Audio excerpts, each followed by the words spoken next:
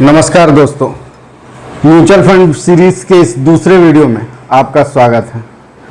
इस वीडियो में हम चर्चा करेंगे large cap mutual fund, mid cap mutual fund और स्मॉल कैप म्यूचुअल फंड क्या होते हैं। Large cap companies, mid cap companies और स्मॉल कैप कंपनीज की लिस्ट आप कहाँ देख सकते हैं। साथ ही large cap mutual fund, small cap mutual fund और मिड कैप म्यूचुअल फंड के भी लिस्ट आप कहाँ देख सकते हैं। जोखिम लेने की क्षमता के आधार पर किन्हें लार्ज कैप, किन्हें मिड कैप और किन्हें स्मॉल कैप म्यूचुअल फंड में इन्वेस्ट करना चाहिए और क्यों। और वीडियो के अंत में मैं आपको बताऊंगा हर कैटेगरी के 4 ऐसे म्यूचुअल फंड जिन्हें ET और वैल्यू रिसर्च के द्वारा कम से कम 5 स्टार रेटिंग दी गई हो। तो वीडियो में बने रहिएगा हमारे साथ। चलिए शुरू करते हैं।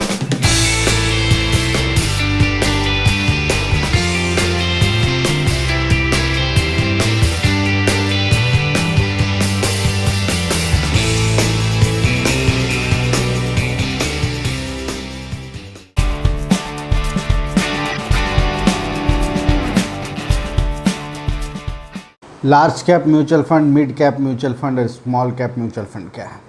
लार्ज कैप म्यूचुअल फंड हम उन म्यूचुअल फंड हाउसेस को के द्वारा लॉन्च किए स्कीम्स को बोलते हैं जो भारत की 100 सबसे बड़ी कंपनियों में ही अपना पैसा इन्वेस्ट करते हैं। उदाहरण के लिए आप ऐसे मान लीजिए कि किसी जितने भी भारत में जितने भी कंपनीज हैं वो अगर बढ़ते हुए क्रम में या घटते हुए क्रम में खड़े हो जाते हैं, तो जो कंपनियां ऊपर से सबसे 100 नंबर के में आ जाती हैं, अगर किसी का मार्केट कैपिटलाइजेशन 100 रुपया है, उसके बाद 90 रुपये वाले को रखें, हम 80 रुपये वाले को रखें, 70 रुपये वाले को रखें, ऐसे करते हुए जब तक 1 से लेके 100 जिनका मार्केट कैपिटलाइजेशन 100 रुपीज़ है, उससे घटते हुए क्रम में हम देखा जाए जिनका मार्केट कैपिटलाइजेशन 1 रुपये तक आ जाता है। इतने बड़ी कंपनियों में 100 से लेके 1 बड़ी कंपनियों में जो लोग जो म्यूचुअल फंड हाउसेस इन्वेस्ट करते हैं उस स्कीम को हम large cap mutual fund scheme कहते हैं। उदाहरण के लिए है HDFC का है, HDFC टॉप 100 और उसका स्क्रीनशॉट, फैक्टशीट का मैं स्क्रीनशॉट आपके सामने लगा दे रहा हूँ। इससे आप देख सकते हैं कि कौन कौन से स्टॉक्स इसमें सम्मिलित हैं। दूसरा है मिड कैप म्यूचुअल फंड। ऐसे म्यूचुअल फंड स्कीम्स जो भारत के 101वें मार्केट कैपिटलाइजेशन के आधार पर मैं बात कर रहा हूं, जो 101वें से लेके 250 मतलब 150 कंपनियां उसमें सम्मिलित हो गई। 101 से लेके 250 तक जिनकी रैंकिंग है, जो 101 से लेके 250 तक जिनकी मार्केट कैपिटलाइजेशन है, रैंकिंग के आधार पर मैं बोल रहा हूँ, उन कंपनियों में जो म्यूचुअल फंड स्कीम्स इन्वेस्ट करती है उसे मिड कैप का दर्जा दिया गया है। स्मॉल कैप का दर्जा उन म्यूचुअल फंड स्कीम को दिया गया है जो सिर्फ भारत के छोटे कंपनियों में इन्वेस्ट करते हैं, जिनकी मार्केट कैपिटलाइजेशन रैंकिंग्स के आधार पर 251वें नंबर से शुरू होती है और 500 तक जाती है। जो अगर आप देखा जाए तो 251 नंबर से शुरू होकर 500 तक जो नंबर्स उनके जा रहे हैं, उसी कंपनीज़ में जो म्यूचुअल फंड स्कीम इन्वेस्ट करती है उसे हम small cap mutual fund invest कहते हैं। जैसे अब हमारा है HDFC small cap mutual fund, ICICI का है ICICI small cap mutual fund, Nippon का है Nippon mutual fund, Nippon small cap mutual fund. ऐसे बहुत सारे म्यूचुअल फंड स्कीम्स हैं जिन्हें इस आधार पर बांटा गया है। ये बांटने का पैमाना सेबी के द्वारा निर्धारण किया गया है। सेबी यानी कि security and exchange board of India, जो भारत में म्यूचुअल फंड इंडस्ट्री को रेगुलेट करती है। इसे बांटने का लिए जो सर्कुलर सेबी ने इशू किया है, वो सर्कुलर आप स्क्रीन में इस समय देख रहे हैं। उस सर्कुलर में बांटने म्यूचुअल फंड हाउसेस को डाइवर्सिफिकेशन के लिए या बांटने का जो पैमाना तय किया गया है वो आप इसके सामने देख सकते हैं। इसमें साफ साफ लिखा गया 100 बड़ी कंपनियों लार्ज कैप हैं, 101 से 250 मिड कैप और 251 ऑनवर्ड्स 500 तक स्मॉल कैप का दर्जा दिया गया है। तो इन कंपनियों में जो भी म्यूचुअल फंड कंपनीज इन्वेस्ट करती हैं उन्हें लार्ज कैप, मिड कैप और स्मॉल कैप का दर्जा दिया गया है। Large cap companies, mid cap companies और स्मॉल कैप कंपनीज़ का हम सूची कहाँ देख सकते हैं। लार्ज कैप कंपनीज़ की सूची हमें नेशनल स्टॉक एक्सचेंज के एक इंडाइसेस में हमें मिल जाएगी, जिसका नाम है निफ्टी 100। निफ्टी 100 में हम स्टॉक एक्सचेंज निफ्टी में लिस्टेड 100 सबसे बड़ी कंपनियां, भारत की 100 सबसे बड़ी कंपनियों का हम लिस्ट उस सूचकांक में हम देख सकते हैं। दूसरा है मिड कैप। मिड कैप के लिए एनएससी का एक इंडेक्स है जिसका नाम है एनएससी मिड 250। इस इंडाइसेस में आप मिड के रेंज की सारी कंपनियों का डिटेल्स, सारी कंपनियों के नाम और सारी कंपनियों के मार्केट कैपिटलाइजेशन और भी क्या उनका शेयर का प्राइम है, सारे चीज़ देख सकते हैं। और सबसे रह गया तीसरा जो है स्मॉल कैप। स्मॉल कैप कंपनियां जो उन कंपनियों को बोल रहे हैं जो 250 से 500 तक के रेंज में आती है, और उनके लिए स्मॉल कैप कंपनीज़ की डिटेल्स भी आप एनएससी के वेबसाइट में जाके देख सकते हैं। एनएससी ने एक अलग इंडाइसेस स्मॉल कैप कंपनीज़ के लिए बना के रखा है जिसका नाम है निफ्टी स्मॉल कैप 250। इस इंडाइसेस में आप जो भी कंपनियां स्मॉल कैप के दर्जे में आ रही हैं उनका सारा डिटेल्स आप देख सकते हैं। अब large cap, mid cap, small cap mutual fund की लिस्ट आप कहाँ देख सकते हैं, इसके लिए आपको जाना होगा association of mutual fund in India. ये एक इंडिपेंडेंट एसोसिएशन है म्यूचुअल फंड्स का, जो म्यूचुअल फंड इंडस्ट्री को प्रमोट करने के लिए काम करती है। इनके पास परफॉर्मेंस का डैशबोर्ड बना हुआ है, उसमें आप कैटेगरी सेलेक्ट करके सारे जो भी mutual fund large cap category में काम कर रहे हैं, मिड कैप कैटेगरी में काम कर रहे हैं और स्मॉल कैप कैटेगरी में काम कर रहे हैं, वहाँ पे आप इसमें जाके देख सकते हैं। इसका एक स्क्रीनशॉट भी मैं अभी स्क्रीन पे लगा दे रहा हूँ। जोखिम लेने की क्षमता के आधार पर लार्ज कैप, मिड कैप और स्मॉल कैप में किन्हें इन्वेस्ट करना चाहिए और क्यों। लार्ज कैप कंपनीज़ ऐसी कंपनियां होती हैं जो जिनका मार्केट कैपिटलाइजेशन तो काफ़ी अधिक होता है, बट उन्हें ग्रोथ करने की पोटेंशियल काफ़ी कम होती है। उदाहरण के लिए आप HDFC बैंक को ले लेते हैं। HDFC बैंक एक बहुत बड़ा बैंक है, भारत का सबसे बड़ा प्राइवेट सेक्टर का बैंक है, बट अब इसके पास बहुत ज़्यादा अपॉर्चुनिटी नहीं है ग्रो करने के लिए।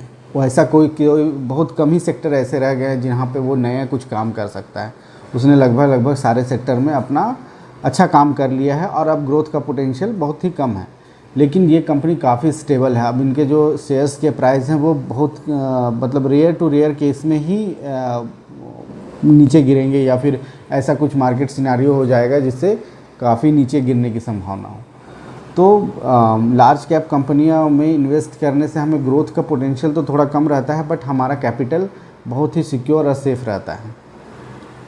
तो ऐसे कंपनियों में या ऐसे म्यूचुअल फंड में उन लोगों को इन्वेस्ट करना चाहिए जो अपना प्रिंसिपल रिस्क में नहीं लेना चाहते हैं। या ऐसे लोग अगर सैलरीड हैं और नियर टू रिटायरमेंट हैं, ऐसे लोगों को उनमें इन्वेस्ट करना चाहिए।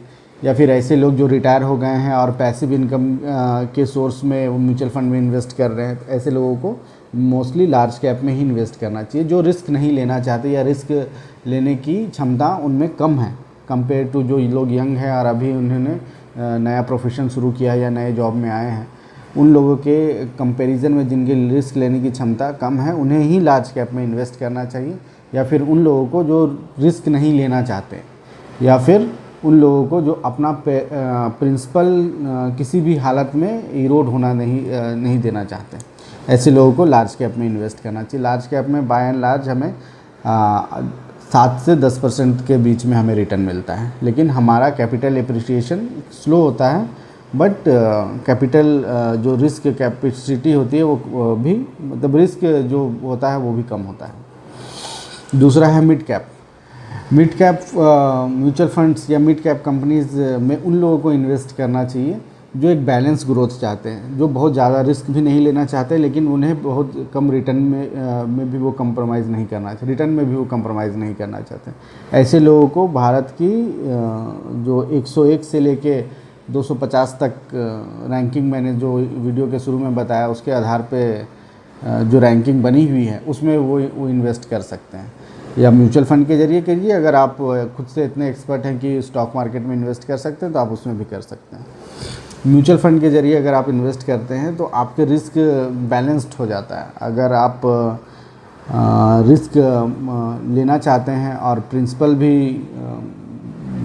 वो भी मतलब प्रिंसिपल को भी बहुत ज़्यादा रिस्क में नहीं डालना चाहते, तो ऐसे लोगों के लिए मिड कैप एक अच्छा ऑप्शन बन के सामने आता है, जहाँ पे ना ही आपका कैपिटल रिस्क में आता है और लेकिन बहुत एक्सपोनेंशियल रेट में हमें ग्रोथ भी नहीं मिलता। On an average mid cap category में हमें 10 से 12-13% तक एवरेज रिटर्न आता है, या 15% तक आप मान लीजिए, बेस्ड ऑन मार्केट सिनेरियो। मैं कंजर्वेटिव अप्रोच की बात कर रहा हूँ। तीसरा हमारा है small cap. Small cap category के जो म्यूचुअल फंड्स हैं वो ऐसी कंपनियों में इन्वेस्ट करते हैं जो स्मॉल कैप कंपनीज़ हैं, जिनमें पोटेंशियल बहुत ज़्यादा है, उनमें ग्रोथ होने की चांसेस बहुत ज़्यादा है। उनके लिए हर सेक्टर नया है और वो कहीं पे भी इन्वेस्ट करेंगे, उनके लिए वो ग्रीन फील्ड होगा, नया फील्ड होगा, जहाँ पे उनके लिए अपॉर्चुनिटी और पैशन और स्कोप बहुत ज़्यादा होगा compare to mid cap and large cap. तो ऐसी कंपनियों में रिस्क भी बहुत होता है, लेकिन ग्रोथ होने के पोटेंशियल भी बहुत अधिक होते हैं। अभी आपको मैं HDFC स्मॉल कैप के का एक फैक्ट शीट शेयर कर रहा हूँ और ICICI प्रूडेंशियल का एक फैक्ट शीट शेयर कर रहा हूँ। इसमें आप देखेंगे कि ऐसे कंपनियों में उन्होंने इन्वेस्ट किया हुआ है जिन्हें स्मॉल कैप कैटेगरी का दर्जा आप NSE के वेबसाइट में भी देख सकते हैं। आप इनसे कंपैरिजन कर सकते हैं। इसमें कोई भी बड़ी कंपनियां नहीं शामिल हैं, लेकिन इनमें ग्रोथ का पोटेंशियल भी काफ़ी अच्छा रहता है। बट ये risk very high risk category में इन म्यूचुअल फंड को डाला गया है। स्मॉल कैप कंपनीज़ में उन्हीं लोगों को इन्वेस्ट करना चाहिए जो रिस्क लेना चाहते हैं, जो लोग यंग हैं, जो लोग अभी इन्वेस्टिंग शुरू किए हैं, या जिनका टाइम हॉरिजन काफ़ी लंबा है, वो 20 साल 25 साल के लिए इन्वेस्ट कर रहे हैं, रिटायरमेंट के लिए प्लान कर रहे हैं, काफ़ी यंग है।